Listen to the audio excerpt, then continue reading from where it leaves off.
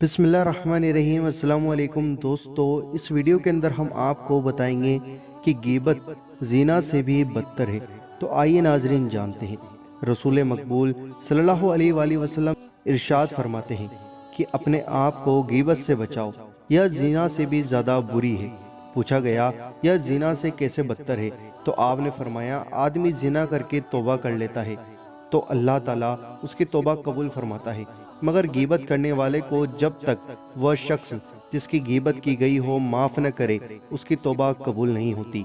लिहाजा हर गीबत करने वाले के लिए जरूरी है कि वह अल्लाह ताला के हुजूर शर्मिंदा होकर तौबा करे, ताकि अल्लाह के करम से कामयाब होकर फिर उस शख्स से माफी मांगे जिसकी उसने गीबत की थी, ताकि गीबत की लियारों से रिहाई हासिल हो सके और उसको माफी मिल सके। फरमाने नबी है कि जो अपने मुसलमान भाई की गीबत करता है, अल्लाह ताला कयामत के दिन उसका मुंह पीछे की तरफ फेर देगा। इसलिए हर गीबत करने वाले पर लाजिम है उस मजलिस से उठने से पहले अल्लाह ताला से माफी मांग ले और जिस शख्स की गीबत की है उस तक बात पहुंचने से पहले ही रजू कर ले, क्योंकि गीबत के वहां तक पहुंचने से पहले की गीबत की गई हो, अगर तौबा कर ली जाए तो तौबा कबूल हो जाती है, मगर जब बात उस शख्स तक पहुंच जाए तो जब तक वह खुद माफ न करे तौबा से गुनाह माफ नहीं होता।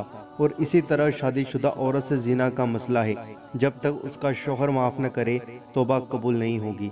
रहा नमाज, रोजा, हज और ज़कात का मामला, तो कज़ा अदा किए बगैर इनकी तौबा भी कबूल नहीं होती, पर बेशक अल्लाह जिसे चाहे माफ कर सकता है।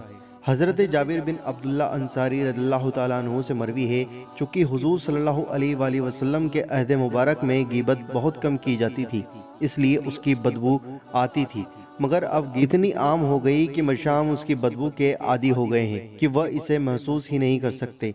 इसकी मिसाल ऐसी है जैसे कोई शख्स चमड़े रंगने वालों के घर में दाखिल हो तो वह उसकी बदबू से एक लम्हा भी नहीं ठहर सकेगा, मगर वो लोग वही खाते पीते हैं और उन्हें बू महसूस ही नहीं होती। नाक इस किस्म की बू की आदी हो चुकी है और यह हाल अब इस गीबत की बदबू का है। हजरत काब रदियल्लाहु ताला अन्हु का कौल है, मैंने किसी किताब में पढ़ा है, जो शख्स गीबत से तौबा करके मरा वह जन्नत में सबसे आखिर में दाखिल होगा, और जो गीबत करते करते मर गया वह जहन्नम में सबसे पहले जाएगा।